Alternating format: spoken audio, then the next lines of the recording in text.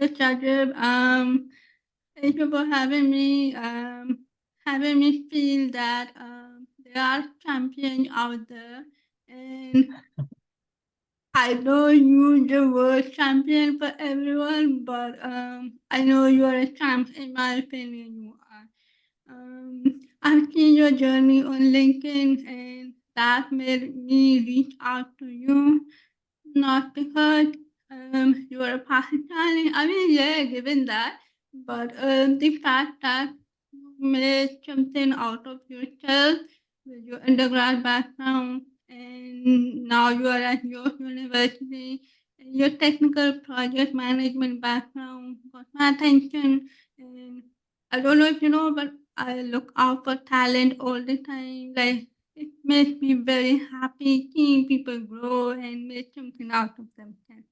So, thank you for being here, and I can't wait to hear your story. Thank you. Thank you so much for your kind words. And honestly, it's a pleasure to be here. If I can contribute anything at all, just to help other people, that'd be an honor for me, to be honest. So yeah, my story. Let's begin from my undergrad. I think that would be a good place to start. I did my undergrad, my bachelor's in electrical engineering from Habib University, and I completed that in 2021. Uh, I was on a scholarship during my bachelor's as well. And after that, I started working in K Electric as a management trainee, actually. And I completed my management trainee program in 2022. After that, I joined uh, a tech consultancy based in Karachi, and I joined there as a Scrum Master. Again, my exposure has been very widespread, very diverse. So I was working in projects in K Electric, and then I became sort of an agile practitioner. Again, a branch of project management in Cloud Primero. The name of the company was Cloud Primero. And in that same company, after around 8 or 9 months, I switched to a technical project management role. Again, project management. So while my experience has been really diverse when it comes to different areas and industry verticals that I've explored, my focus has always been enabling and helping out software development teams and helping them improve their productivity and improve their velocity and just enabling them to collaborate better in order to produce better solutions and better digital products. So that has always been my focus. Around September 2023, last year, I started my master's journey here in Canada, Toronto, to be specific. I am currently doing my master's in information systems and technology from York University. It's a 2-year program. I am on a fully funded fellowship. It covers my tuition. It gives me a stipend, so all my living expenses are more or less covered as well. And it's a research-based program, of course. So I need to produce a thesis by the end of my program, and possibly or hopefully publish a couple of papers as well. And coincidentally, I just before joining this call, I just submitted a paper that I've been writing with my supervisor for the past couple of months. So hopefully, let's see how that turns out. But I submitted it, and yeah, that's hope for the best. So that was a summary of my journey from where I started in 2021, or rather 2017, if you count when I started my bachelor's. But uh, to be honest, if we focus on my master's journey, it would be fair to say that the actual effort that I started to put into the whole preparation process, and then graduate applications, and then seeking a supervisor and all of that, it started in August 2022. So that's where it started. Okay, okay. So, I'm going to have fun with you because I know that the application process is not very smooth. It has its up and down. I'm pretty sure you must have been motivated by someone around you. What made you decide to apply for Canadian universities in particular? Mhm. So, if I talk about why I wanted to pursue a master's degree in general, without focusing on a particular country, it was because of multiple reasons, to be honest. One was that I was honestly always academically inclined, so academics were never really a means to an end for me. It was never really about just getting a job. So one thing was that I always wanted to pursue a master's degree, irrespective of the field in which I pursue it or the location or the country in which I pursue it in. So there was that. I was always academically inclined. Another reason was that my bachelor's was in electrical engineering, right? And if I go into a bit more detail, my degree was for electrical engineering, of course, but the way Habib taught it, fortunately, was that it was heavily influenced by computer science, as all electrical engineering degrees honestly are. But most of the courses that I took, the computer science courses, were with people who were actually computer science graduates. But the title of my degree was still electrical engineering, right? So that was a challenge. It worked out very well as long as I was in K Electric, but then it got a bit more challenging for me to switch into a more computer science related role. Even if I was just a project manager, I've never really been a developer, right? But even if I was a project manager in a software development firm, there were still questions because according to certain recruiters or hiring managers, I was not a computer science graduate, and that has always been a preference. Oh, yes, yes. Yeah, so that was another motivating factor, which is why I chose information systems to pursue my master's rather than computer science. Okay. Because information systems really focuses on industrial information systems that are being used, commercially. So it allows me to use my professional experience in order to contribute and work towards an advanced degree. So that were a couple of reasons for me to pursue my master's and why I chose information systems. Now, why I chose Canada.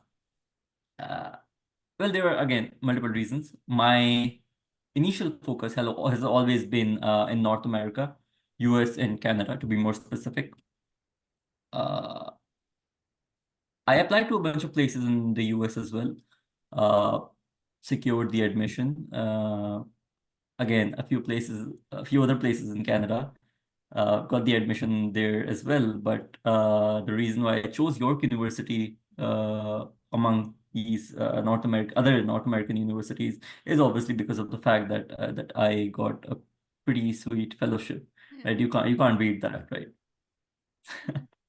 I think we remember going back to that you were looking out for those programs where your work experience will have the advantage of you getting selected, and then the kind of program that you were looking for. You want a fully funded opportunity, and you realize that research based masters will probably get you more funding than talk based masters. So, can you tell for anyone who is listening in or probably listening to this, hopefully, what advice would you give to any new applicant for considering a research-based master's instead of task-based? Who do you think would be a good applicant for research-based master's? Right. So, I'll just share a couple of statements about the differences between a research-based master and a course-based master before advocating why a research-based masters can be really helpful in certain situations. So the main difference between research-based masters and course-based masters is that in the course-based masters, if it's a 2-year program and you have to take 30 credit hours, you just take 10 courses, give exams, quizzes, assignments, whatever is part of those courses, and you're done, right? I won't say it's the easier route, but I would say it's the more straightforward route, right? There's not a lot of knowledge work involved. And by knowledge work, I mean you don't really have to contribute any new knowledge to the community, right? Now, on the other hand, a research-based master's has around 5 to 6 courses. So the number of courses has decreased, but the remaining of your time and effort would go into producing a novel contribution, which you will publish, hopefully. or even if you don't publish, then you will have to defend it in front of a committee, a dissertation committee when you graduate. So that's the main difference. Now, why I advocate for research-based masters is for the very obvious fact that most research-based masters throughout the world, not just in North America or in, I mean in Canada, but throughout the world, almost always have a significant amount of funding associated with them, right? This allows you to really decrease your educational cost, and sometimes even your living expenses are covered as well, which allows you to actually focus on your education rather than just attending classes for the sake of it, right? Now, the challenge is the challenge is rather It's uh, challenging. yeah. Challenges rather. I mean, the most important thing that I would say is that a lot of people I know, including myself in the beginning when I started my graduate application journey, was that I didn't really consider research-based programs at all. The reason being that I was coming from an industrial background, and I never really wanted to pursue academia as a career. And I want to go back to industry, which I will hopefully do. But the misconception that I had, and a lot of people still have, is that if you're getting into a research-based master's program, then you're stuck there. You're stuck to academia, and it would be very difficult for you to justify why you want to get back into the industry. This is simply not true. This is a made-up thing. This is not what happens, right? So there's always a way for you to get back to the industry, and in certain cases, if you have publications, it really stands out amongst other people or among other employment candidates or job seekers because you have produced something novel and you have contributed to the research community that very few people can claim to do, right? Claim to have done. So this often really stands out. Now, coming to the challenges. This was the misconception that I would really urge everyone to just remove from their minds and focus on diversifying their graduate school program selections. Do consider research-based program as well, if of course they align your interests. Now, the challenges. Uh, the first challenge, of course, the most important challenge is deciding or asking a supervisor to select you, because most of the time this is a condition to even gain admission or to secure admission in a master's program. I understand that it is a very difficult thing to do because a lot of times people, what they do is that they cold email certain professors based on their interests. And let's say, if it's a numbers game, if you're emailing 50 professors, and let's go out and say that all 50 of those have similar interests and you with you as you, which is unlikely. But let's say that's the case. Then the probability that there's very low probability that any professor would respond to you, unless you already have remarkable research publications or achievements, which is not always the case, right? It definitely wasn't the case with me. In my undergrad, I didn't really have any research paper or any other research achievement at all. So this is a challenge.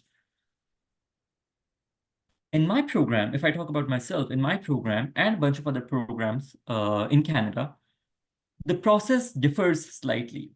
So instead of cold emailing professors, what you do is that you go to the faculty page, you select 2 to 3 or sometimes even 4 faculty members who are aligned with your interests and who you'd like to work with.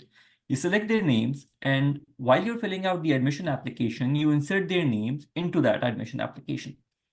And once you pay the application fees and your profile is completed and you submit, that profile of yours would be floated to all of the professors that you selected. And instead of you cold emailing hundreds of professors, what this would do is that because in now the professors are what? They're reviewing fewer applications, right? Because they're not receiving as many applications as they would have if they were in some other university that took the earlier process that we talked about, in which you had to cold email. So now the professors are reviewing fewer applications, and that increases your chances of getting a fair review, Definitely, right? definitely. So focus, or I mean, you'll have to search for a bit, or you can reach out to me or Hala, because I have a list of these universities. Again, the process may differ from program to program, but the general list of universities that I have, at least for Canada, would give you a pretty good starting point, right? So you can always do that. That would be amazing. That would be amazing. Yeah, yeah, Yeah. definitely. Uh, so yeah, that is the most important challenge. Another challenge that I would like to mention is that if you're working in the industry and you don't have any research publication, you must not reject yourself right away, right? You should not do that, because even though most of your achievements came from your professional background or in your professional tenure, they still count, right? Your communication abilities, your collaboration skills. A lot of times, people who are directly starting their masters right after their bachelor's degrees, they do have communication skills, of course, but they're not as finely tuned and as sharpened as somebody who has worked in the industry has, right? So that is an edge for you that other people don't. So use that. Uh, whatever achievements that you have in your professional journey, highlight them from a research perspective, because everything requires research, right? Nothing comes out of the blue. You cannot produce anything out of the blue, even if you're working in a professional setting. So utilize those achievements and frame them in a research perspective and put them down on your resume. If you have any certifications, even if it was a pre-certification from either Coursera or Udemy or any other platform, and it relates to the program that you're targeting, put that down on your resume. Uh, One last thing that I'd like to add before we move further, you must understand the difference between an Yeah. academic resume and a professional resume, Mhm. right? Oh, So when yes. you're targeting, yeah, so when you're targeting a research-based program, a lot of the content, of course, come from your professional background, because that's probably what you've been using. But you also need to modify it to make it an academic resume. You need to highlight, as I said, your research achievements. You need to highlight your academic achievements, focus on the courses that you took in your undergrad, the courses that you excelled in. If you had a good GPA, put that down. If you have any certifications, put that down. If you did any significant projects in your undergrad, perfect, perfect. It needs to be on the academic resume. A lot of people make this mistake, right? I think I want to add this last point about differentiating your academic with your professional resume. These two are fundamentally different from the mindset perspective. What you are Exactly. targeting, you have to go with your mind first. What do I need out of this documentation? Like put yourself in the position of the other person who is reviewing your document.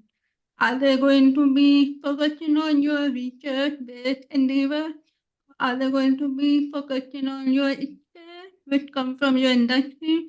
So, I know you did not have research experience. That is a misconception, and I'm so glad we are talking about it.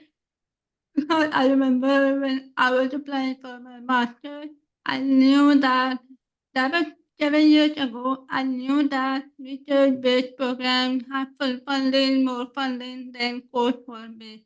But I did not want to do intensive research. I wanted to enjoy my program as well.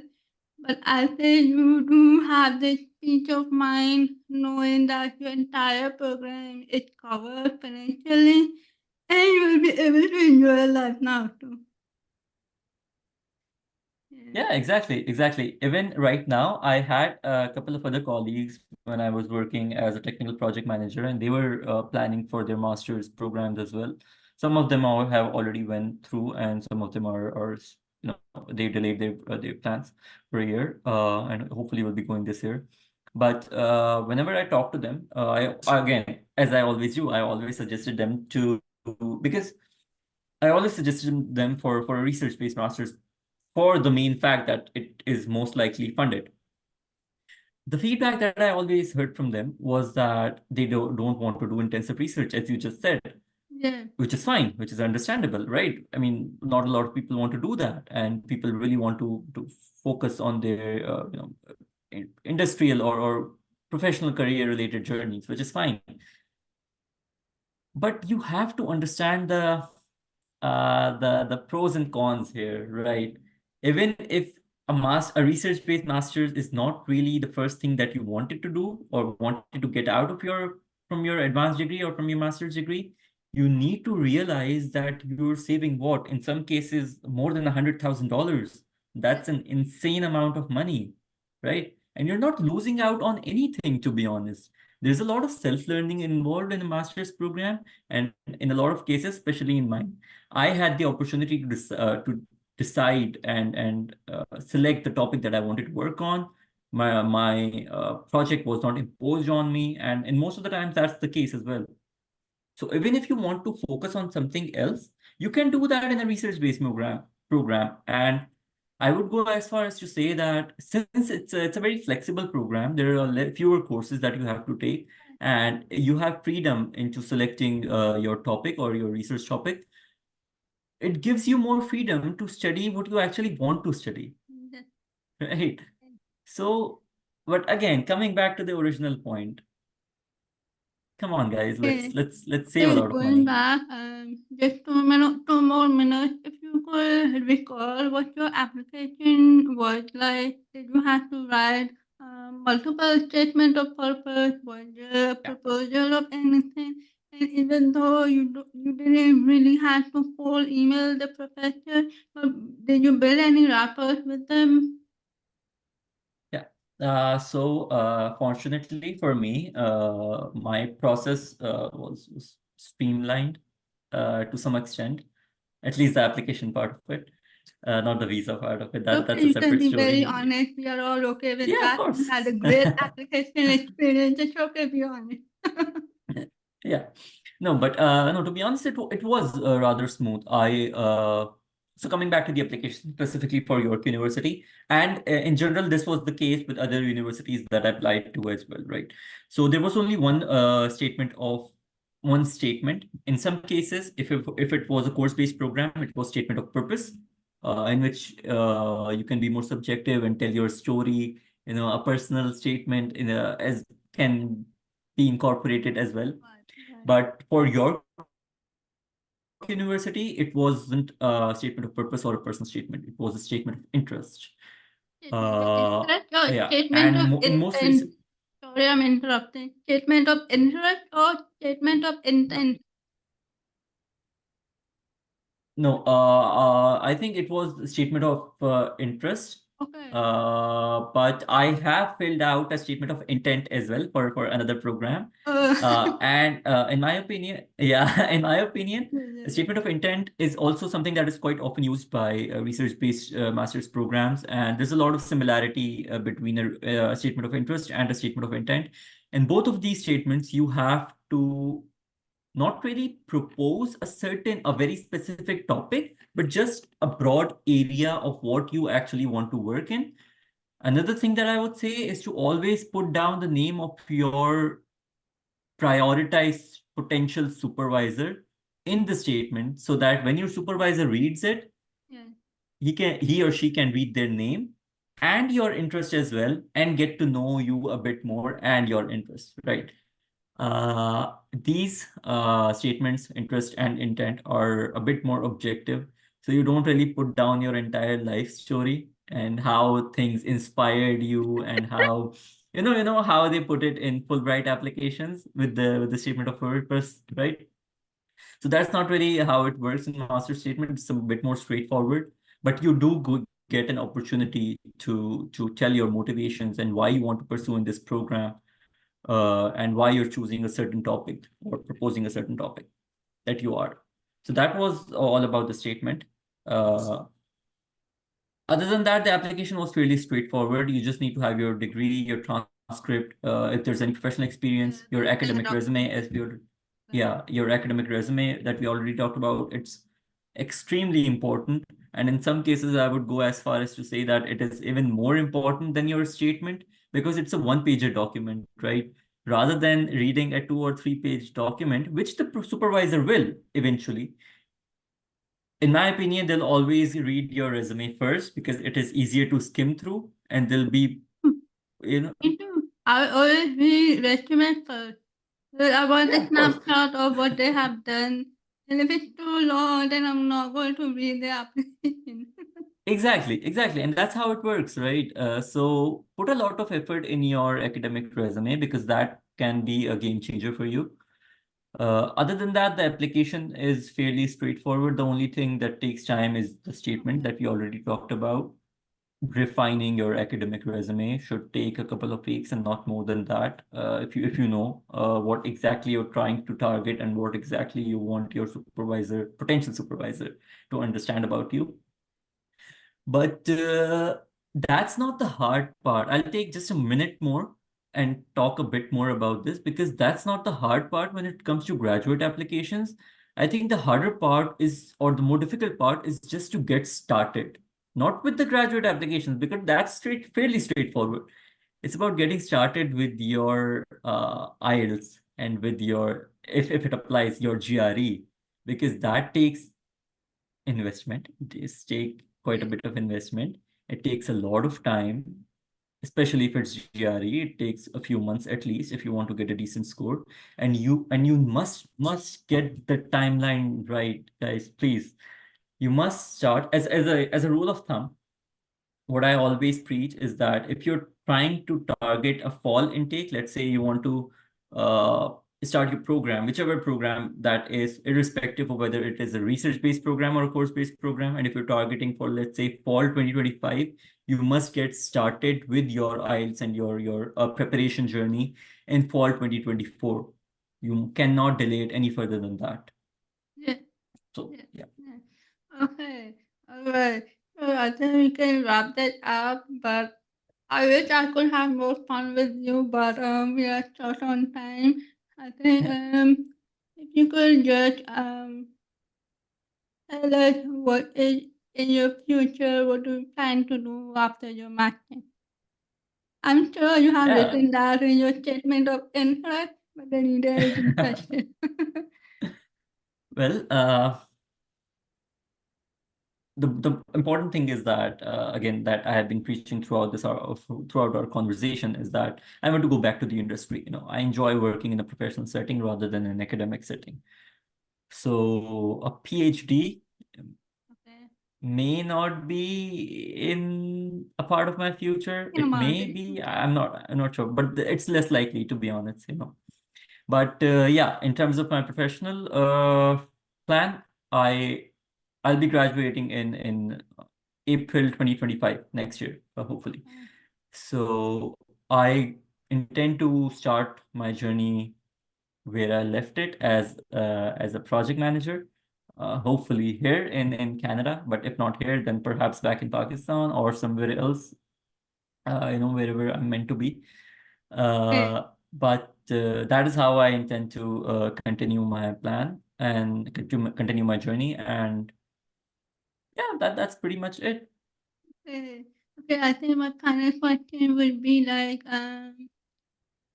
do you have a particular research methodology? How did you know what topics you will want to work on for your master's? Did you find any like particular paper that you read from a professor and you found that okay, this is something I want to do? How did you find that sweet spot that "Oh, I want to do this topic, I want to inquire more on this topic"? Yeah. So that's a great question. Because the worst thing that you can do is just to impress a certain supervisor. You end up Oh selecting a yeah. topic that you know nothing about and you have no interest in. So that's a recipe for disaster. Yeah. But yeah, always start off with your interest. Personally, for me, I was interested in software engineering and cloud computing. So that is all that you need to write on your statement of intent, right? It can be more specific than that, but it doesn't need to be, right? That's all Correct. that you need to know to get an admission. And a Okay. bit more specificity is always good, Good but it's not knowledge. required. Yeah, because if you go too specific, then your interest might deviate from the supervisor's interest now, right? Good So keep idea. it, yeah, don't keep it too general. Don't say that I want to research something in computer science. That's not gonna work. Be specific, target your interest and the topic that you want to work on in your statement. Once you get your admission, especially particularly, this is what happened in my case. I spent the entire first semester just doing my literature review, just doing studying what other people have done based on the interest that I had. And then after 4 months of literature reviews and research, I Oh my selected my God. topic. So you That is will a lot. have, yeah, that is a lot. I Because if can't you do end up that. selecting the wrong topic, yeah, if you end up selecting the wrong topic, you're ruined Then you have your to entire start all over master's journey. again. Oh my Yeah, God. you have to start all over again. So start off with your interest, and that's all you need for your statement or of interest or intent. But don't worry about exactly what you want to do because you'll get plenty of time to decide on that once you start your master's program. Yeah, fine tuning your topic is not necessary, but just giving them that clear idea that Yeah. you know what you are talking about and not like, I'm going to make you happy, supervisor, please select me. It's more about what I want to do. And also, I think I recommend that be yourself, bring who you are to the table. Bring who you are, bring your values, bring your original thinking, how you communicate, and all that. Not trying to impress someone, but impression is like you make impression through your document, how you write and communicate a particular topic. That's how it was. What? Yeah, Okay. definitely. I'd 100% agree with you. So yeah, don't Okay. worry too much about topic and selecting your research topic because this will work out and you'll get plenty of time to figure this out once you start your program. So don't worry too much about it. Okay.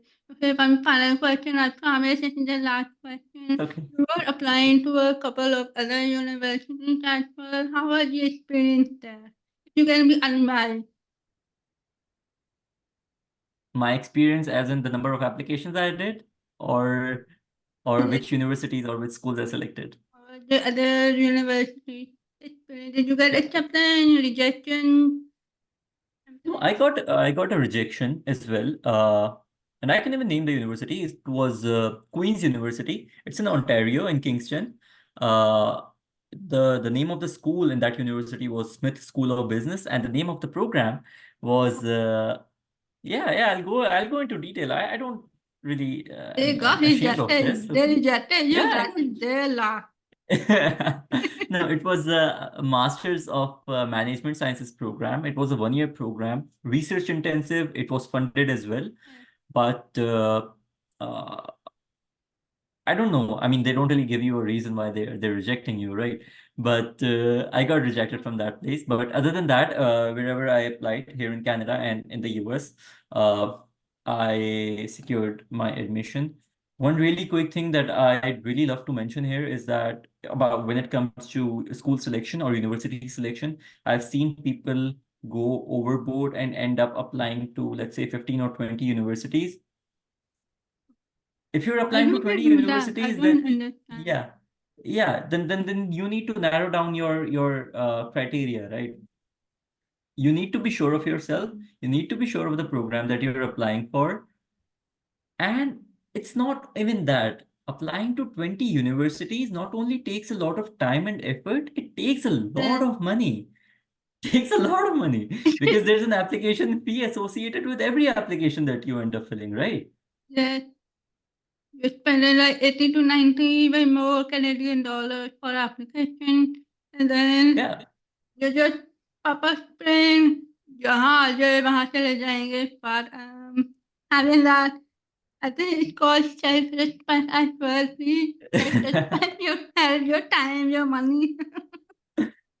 Yeah. So yeah, one very Okay. popular strategy that I use and I've seen a lot of other people use when it comes to selecting programs and graduate schools is and you would definitely know about this, it's dividing your program selections in safety, target, and Yeah. dream schools.